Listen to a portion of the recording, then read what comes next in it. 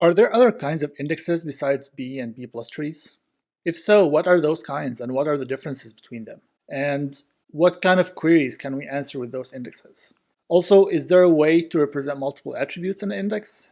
And if so, what does that look like? And how can we use that to answer queries? To answer all these questions and more, let's see in this video.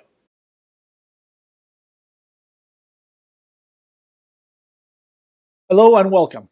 This is Elhelw. Last time we talked about indexes. We started talking about how they are used to make queries faster, how do we use them to search for a particular value, what do they look like. We talked about different data structures, but we ended up focusing on B trees and B plus trees due to their efficiency and the way they help make searches much faster. We saw that in B trees or in B plus trees, we have this kind of like tree structure where the keys are in the leaf level, and then we are able to use those to access the data pages because they store these data pointers. And these data pointers, by the way, it's nothing fancy. It's basically the record ID or the row ID that we've talked about before, which allows us to locate a particular, let's say, page and slot and so on. If you haven't seen the previous video, I'm going to put the link in the description below, so please feel free to watch it first. But yeah, going from there, after talking about B trees, are there other kinds of indexes that do not follow that structure? Another very common structure is called the hash index. It's a very different from what we've seen with B trees. The structure looks different. The way we deal with it is also very different. So let's see what it looks like, at a conceptual level. Basically, a hash index consists of two things. It consists of a hash table and a hash function. A hash table basically has a number of buckets. Each bucket has a number, and the hash function takes an input, which is usually like the keys or like the values that we're trying to put in the index, and is able to produce a number that we can then use to access a particular bucket in the hash table. So if we are, let's say, building an index and we're inserting values, how do we use this? Let's say we want to build an index on the first name column. So for each of the values in that column, we're going to take the value. Let's start with Alice. We're going to apply the hash function on Alice. This will give us a value, which is 4 in this case. This 4, we're going to use that as a way to access the hash table. So we're going to bucket number 4. And over there, we're going to put the key Alice as well as the row ID of the tuple that has this value, or multiple row IDs if we're dealing with non-unique values. Same thing applies to the other values that we're dealing with. So Bob, again, we're going to map that to a particular number and then put the key and the row ID in the corresponding bucket. And then the same thing for John, again, map it to the corresponding bucket in the hash table and put it there. So each value gets mapped to a particular bucket in the hash table. Now, how do we search this index? If we have a search, let's say we want to find the tuple that has first name is Sarah, we're going to use the same exact method. We're going to take that value that we're looking for, apply the hash function to it, get the resulting output, and then use that to access the hash table. Over there, we're going to find the key. And if we find the key that we're looking for, then it should also have the row ID, which will tell us to get the rest of the data. One thing to note here is that we did not have to scan the whole table, right? Remember, in the B tree index, we have to like traverse the tree from the node all the way to the leaf, and then potentially also do some scanning in the leaf level. Here, we don't need to do that traversing. We go directly to the bucket that may have the key that we're looking for. So because of that, we say that the search cost or the search complexity here is O of 1. Big O of 1 means that it's a constant time. It does not depend on the size of the index. Like if the index has 1,000,000 buckets or the index is 1,000 buckets, it's roughly the same amount of time that we're going to take to access any one of these buckets. So this means it's faster than using the B tree index, right? It's actually much faster because the B tree index is O of log n, which means that if you have a large index, you're going to have to scan multiple levels. Granted, it's not that bad, that's why we use indexes, but having something that is of constant time is much faster than that. We learned earlier, and we've seen this over and over, that nothing is better in all aspects, right? Like if this is better in some aspect, it has to be worse in some other aspect. So what do you think is the problem here with hash indexes to kind of like compensate for how fast it is? Let's see that through another example. We have tried to search for a particular value, like a point query, right? How about we try to do a range query? Like let's say we want to see all the names that are between Bob and Mike. How do we do this in a hash index? I mean, we can search for Bob in the same way we've done before. I mean, we can also do that for Mike, but how do we get the values in between? We have a problem here. If you remember in B-tree indexes, we said that the keys are ordered, right? Like if you look at the leaf level, you'll find that all the keys are in particular order, either alphabetically or by numerical order, depending on the type of the keys that we're dealing with. And that's why we were able to do a range search. We were able to find the first key in that range and then scan the leaf level to get all the other keys that we're looking for. In hash indexes, we don't have that relative order. The hash function, it maps every key to a particular value, and these values may be greater or less than the previous one. So there is no relative order between where the keys are stored in the hash table, which unfortunately means that we cannot use hash tables or hash indexes for range searches. So we can only use them for point queries. They're extremely fast for point queries, but they cannot be used for range queries. Basically, this means that if you know that your application only needs point queries, it's probably best to use a hash index.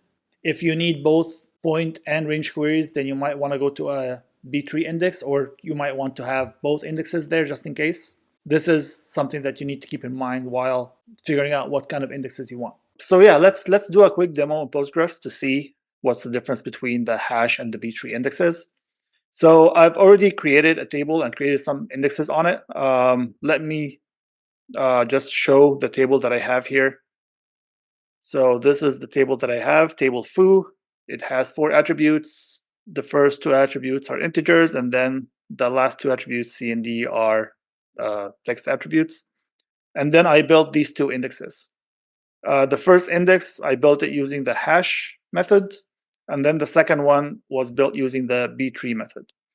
And just to show how I built those indexes, I'm just going to put the command here. So this is the command that I used to create the hash index. Of course, it did not work because the index already exists, but just to show what it looks like. So I create index, I give it a name, any name that you want, and then you specify which table you're creating it on.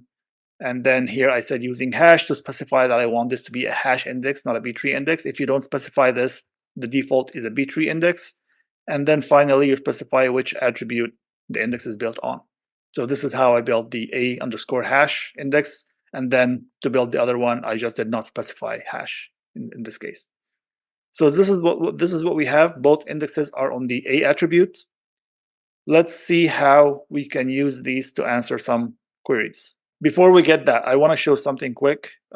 Just let me show the contents of the table, what it looks like. So let's just select some random 5 tuples. So again, this is the data that we have. We have integers in A and B, and we have strings in C and D. Also, one thing I wanted to note, remember when we were talking about row IDs and all that? So I wanted to show what that looks like in Postgres. In Postgres, it has this hidden attribute called CTID, which is basically the row ID. So you can select that in the query. You can do something like this, select CTID, comma, star. So you want to select that CTID in addition to all the other attributes. And let's see what that looks like. So this is the CTID attribute, which is basically the row ID. And these 2 values are the page ID as well as the slot ID. So this is what it looks like in Postgres. Other systems may have it represented differently, but this is what we have. All right, so I want to do a query on table foo where a is equal to 17. So find all the tuples that have this value. So if I run this query, simply it will output this tuple here. Let's see how this query was actually executed. So if I add explain in the beginning, explain will just show me the execution plan that the database system has used.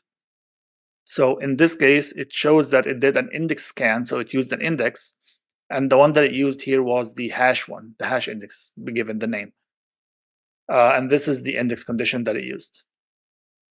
which confirms what we said before. Like in terms of when we have a query that has an equality filter like this, like a point query, hash indexes are much faster than B-tree indexes. So if both are available and if the optimizer is good to understand the difference, then it's most likely to pick the hash index in this case. But if we have another query that instead of an equals has a less than, for example, we know that hash indexes are not good to answer this kind of query. So the only option that the system has here is to use the B-tree index. Again, with that condition that we specify in the query. So again, we did an index scan using the B-tree.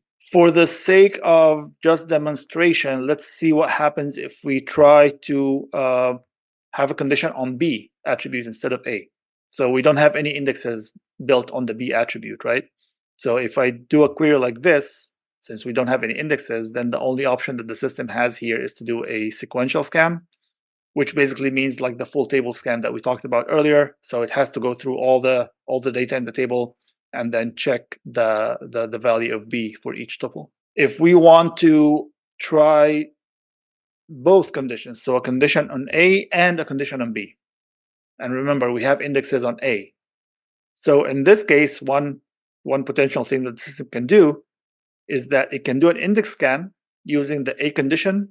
So in this case, because this is an equality predicate, again, it used the hash index. This will give us a bunch of pages, right? A bunch of like row IDs that give us some pages. So then we have to read all those pages, scan through them, and apply the other filter. So instead of applying the filter now on all the table, we only apply it on the pages that satisfy the first condition here. So this is basically a quick demo of how the different indexes play out in Postgres. All right. So now we have talked about both the B-tree index as well as the hash index, right? So far, all the indexes that we've talked about have been built using one attribute. So we had like an index on first name or an index on X and so on. And we were able to use these indexes to answer queries on that particular attribute. But what do we do if we want to answer a query on multiple attributes? For example, what do we do if we have a query like this? We want to find all tuples that have name equals Sarah and age equals 30. And in this particular case, we are using a hash index on name. Can we use this index to answer the query? Let's see. Let's start by looking up the name that we have. So we have this name, Sarah. We can apply the hash function, get a value, use that value to find the bucket that we're looking for. In this case, we found the key. So this will give us a list of row IDs or data pointers, which then we can use to grab this data, right? Once we have this data, we can do a full scan on this data and locate the age attribute in each of the tuples and then compare it to the one that we're looking for. So if it's equal, we're going to return it. If it's not, then it's not part of the result, right? So basically, we did an index scan followed by like a table scan or like a partial table scan on the data pages that we have read. So we can use an index to answer a query on other attributes as well. However, as you can see, like this means that we have to scan more data pages that we need. We will scan lots of pages. Many of those may actually not be the results that we're looking for, so we're doing some kind of like wasted work. Another idea is to create something called a composite index. Composite index is also known as a multi-key index, which means building an index on multiple attributes, not just a single attribute. And this can be done either in hash indexes or B-tree indexes. Let's first see what it looks like in a hash index, right? So if we want to build an index on two attributes, say name and age, so now the hash function must take two inputs, not just one input. So it must take a name input as well as an age input and map those to a bucket ID. So for each combination of name and age, we're going to feed that to the hash function, get the bucket ID, and then go to that bucket, store the keys that we have with the appropriate row IDs as well. So this is a way to build a composite hash index. How do we use this index to look for queries? Again, we can use them for point queries, as we've said earlier. We cannot use them for range queries, so we can look up something like, give me all the rows that have name equals John and age equals 10. But we cannot say give me all the tuples that have name equals John and age is less than 30. Again, there are some limitations to using hash indexes, but for the cases that it works for, i.e. point queries, it's super fast because again, it finds the buckets in constant time.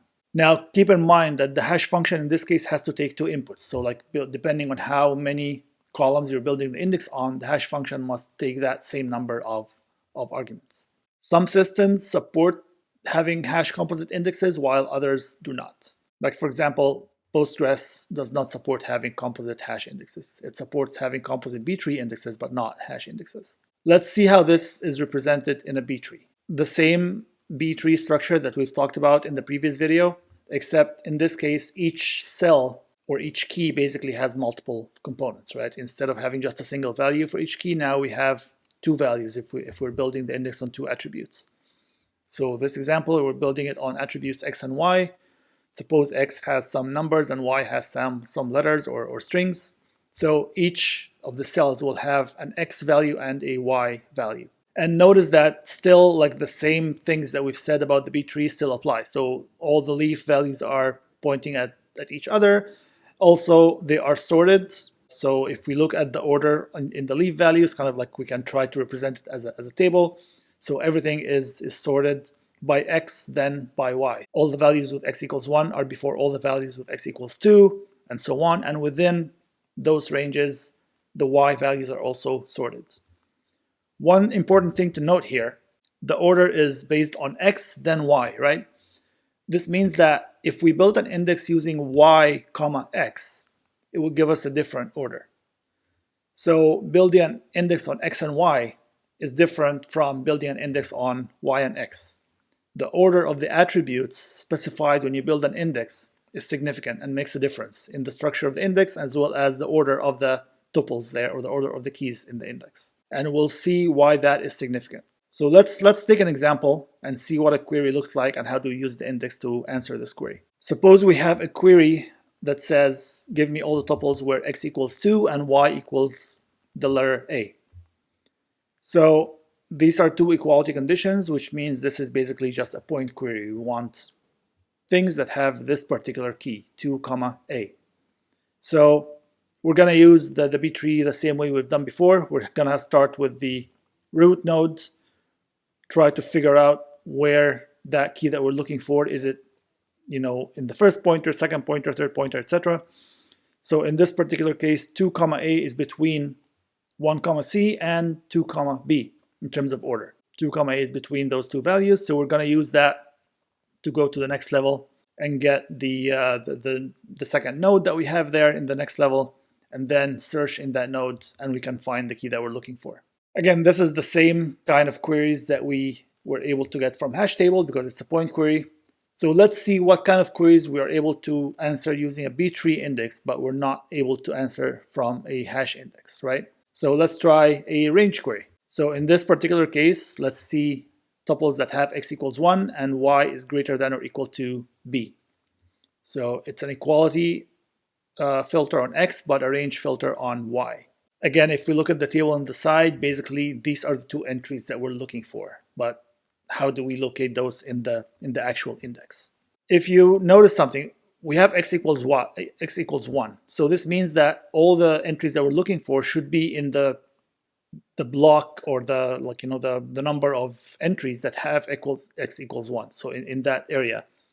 And then we also know y is greater than or equal to b, so we know the starting point of y. So basically, we can start by locating 1, b. That's the first key that we're looking for. How do we locate that? As we did before. 1, b is less than 1, c, so it should be in the first pointer. We follow that to the leaf node and find 1, b. So that is the first key in the result. And once we get to that point, we can just continue scanning the leaf level while the condition is still satisfied until we find something like, x is not 1 anymore. So just follow the leaf level. 1, c is still with us. And then the next one is 2, a. So this tells us that, we're done. So then the two circled cells are basically the result. And then we can follow the pointers to get the actual tuples after that. Another example. we want to search for x equals 2 and y less than c. Similar but a little different. Again, we know that we're playing within the x equals 2 range. And now we have the endpoint of y. We know that y needs to be less than c, so anything before c is okay. So in this case, we want to start with the first cell that has x equals 2. Let's look for that. We can, again, traverse the tree, but now we're looking only on the x value. So we think that's going to be in the second pointer. We go there, find the first key that has x equals 2. And since the value of y is less than c, this means that this is part of the result. So we're going to mark it with a circle here. And then we scan the leaf level, again, while that condition holds. So we're going to take 2 and b is also part of the result. The next one is 2 and c is not part of the result because we want y is less than c, not less than or equal to c. So in that case, we stop there, and those will be the things that we return. So in those two examples, we had x equals to something, and then y is less than or greater than to something. And again, I reiterate that because x was equal to something, this means that all the rows were within one value of x, so they were kind of like contiguous in that sense, right? Can we do something different? Can we do like search for a range of x rather than one value of x? Let's try. So let's say we want to search for x greater than 1 and y equals to a.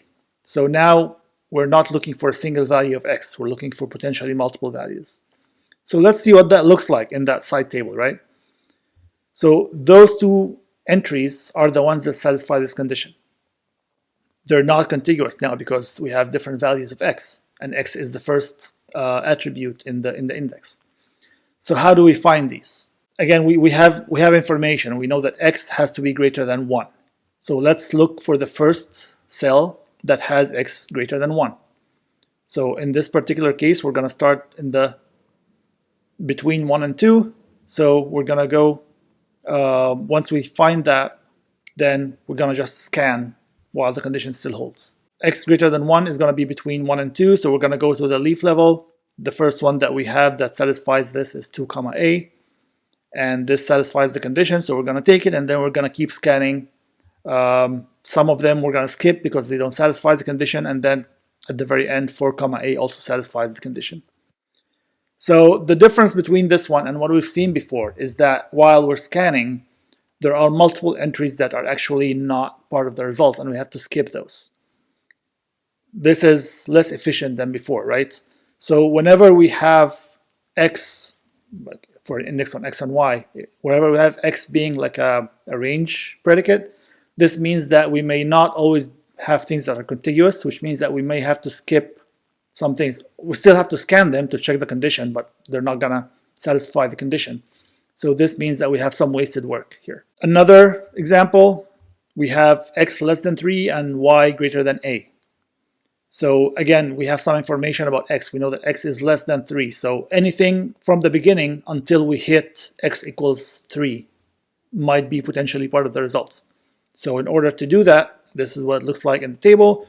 In order to do that, we need to find the first key, because again, we're starting from the beginning up to, x greater than 3 or, y greater than a.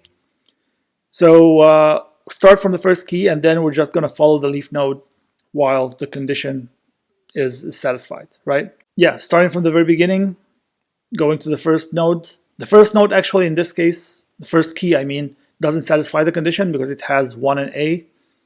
1 is less than 3, but a is not greater than a. If it was greater than or equal to a, then that would have been one of the results. So we'll have to skip that first one and then keep following. The next one applies. The next one applies. There are some that do not apply on the way. The last one that we need to check is this 3, c, because that's already greater than the last thing that we want. Once it goes after that, it's going to be like 4 or something, so we don't need to check anything more than that. And then we can return the circled ones that we have here. So again, there were some things in the middle that we scanned, but were not part of the result. So again, some wasted work. Okay, we've seen how to search for queries that have, both x and y conditions, right? Do you think we can use this index to search just for an x condition or just for a y condition? So let's try to look for x equals 2 without any conditions on y. So basically we want all the tuples that have x equals 2. If we look at the table, this would give us a contiguous range. So that's good.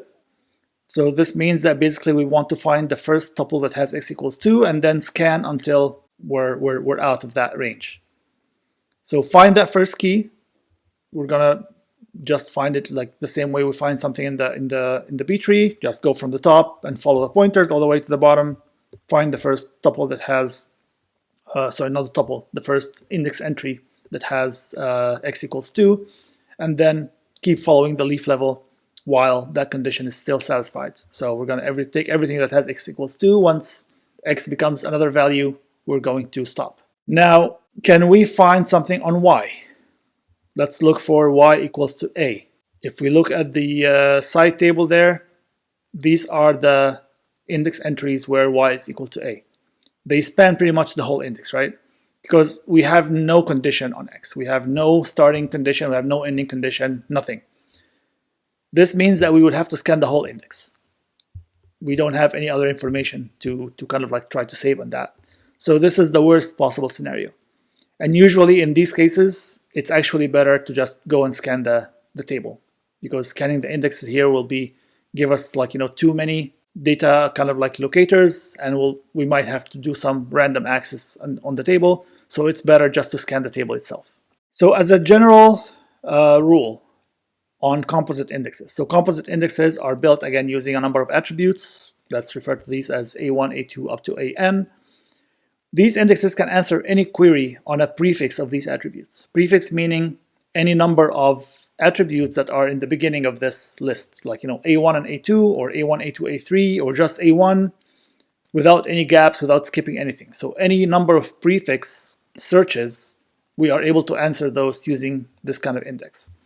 If we try to answer something that is not a prefix, then we need to scan the whole index, in which case it's actually better to do a full table scan. Let's look at an example of things that we can answer using different kinds of indexes. We have multiple cases. Assume that the indexes in the columns are things that we can have each by itself, and see which of them we can use to answer the searches on the left-hand side. So let's say we have a search x greater than 1. Which indexes can we use? We can use an index on x, normal. We can also use an index on x and y, because x greater than 1, that's a prefix search from this index. We cannot use any of the other ones because x is either not present or not a prefix. So the other ones cannot help us in this case. Same thing applies for the y search. If we have y, y equals 3, we can use the y index, or we can also use the y and x index, because y is a prefix of that. What about x equals 7 and y less than 4? So now we have conditions on both x and y. We can surely use the index on x and y.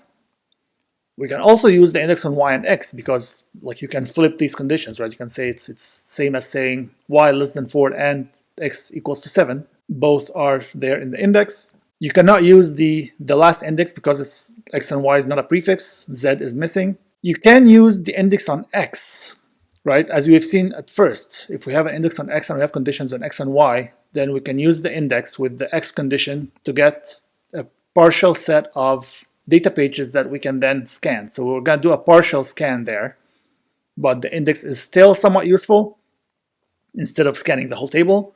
And the same thing, we can also use the y index to search for the y condition and then do a partial scan on those pages with the x filter. The next query, x equals 7 or y less than 4, that's an or, so neither of those indexes can be used by itself to answer it. We're going to see later on in the next video maybe how we can maybe combine some of these indexes, but for now we're going to say that we cannot actually answer this query using any of these indexes by itself. The last search that we have conditions on all 3 columns, so we can use the last index. We can also use the other indexes as like a partial scan, as we've seen before. Let's demonstrate on Postgres to see what the composite indexes look like and how they're used in queries. So again, I have another table that I've already created with some indexes on it, actually just one index.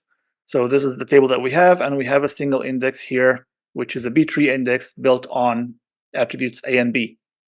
Remember, we said that the order here is important. So saying that it's built on A and B is different than saying that it's on B and A. So A here is first.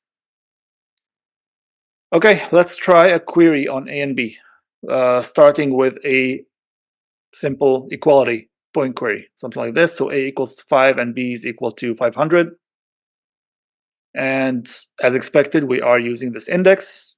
And yeah, these are the index conditions that we have.